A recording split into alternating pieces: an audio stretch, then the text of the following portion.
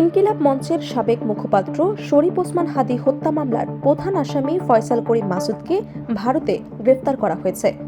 রোববার পশ্চিমবঙ্গ পুলিশের বিশেষ শাখা বনগাঁও সীমান্ত এলাকা থেকে তাকে আটক করে।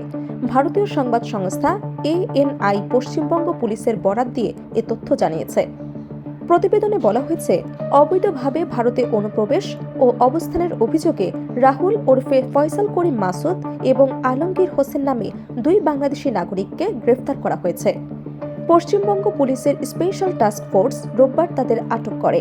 পুলিশের দাবি, গ্রেফতার হওয়া দুজনই বাংলাদেশের রাজনৈতিক কর্মী শরীফ ওসমান হাদী হত্যাকাণ্ডের সঙ্গে জড়িত। পশ্চিমবঙ্গ পুলিশের এক সংবাদ বিজ্ঞপ্তিতে জানানো হয়, বাংলাদেশে চাঁদাবাজি ও হত্যার মতো গুরুতর অপরাধ সংগঠনের পর এই দুই ব্যক্তি ভারতে পালিয়ে আসে। অবৈধভাবে সীমান্ত পেরিয়ে তারা পশ্চিমবঙ্গের বনগাঁও এলাকায় আত্মগোপনে ছিলেন। পরে সুযোগ বুঝে আবার বাংলাদেশে ফেরার পরিকল্পনা করছিলেন বলে গোয়েন্দা সূত্রে জানা গেছে। বিশ্বস্ত তথ্যের ভিত্তিতে অভিযান চালিয়ে 7 ও 8 মার্চের মধ্যবর্তী রাতে বনগাঁও এলাকা থেকে তাদের গ্রেফতার করা হয়। আটক ব্যক্তিদের মধ্যে রাহুল ওরফে ফয়সাল করিম মাসুদ পটুয়াখালীর বাসিন্দা এবং আলমগীর হোসেন ঢাকার বাসিন্দা।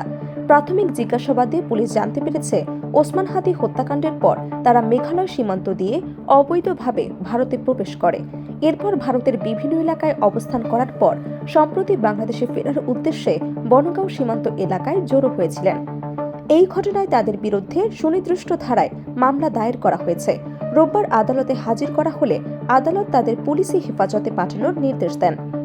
উল্লেখ্য, গত 12 ডিসেম্বর রাজধানীর মতিঝিলে জুম্মার নামাজ শেষে নির্বাচনী প্রচারণা শেষ করে সোহরাওয়ার্দী উদ্যানে যাওয়ার পথে দুর্বৃত্তদের গুলিতে গুরুতর আহত হন ওসমান হাদী। পরে চিকিৎসার জন্য সিঙ্গাপুরে নেওয়া হলে গত 18 ডিসেম্বর তিনি মারা যান।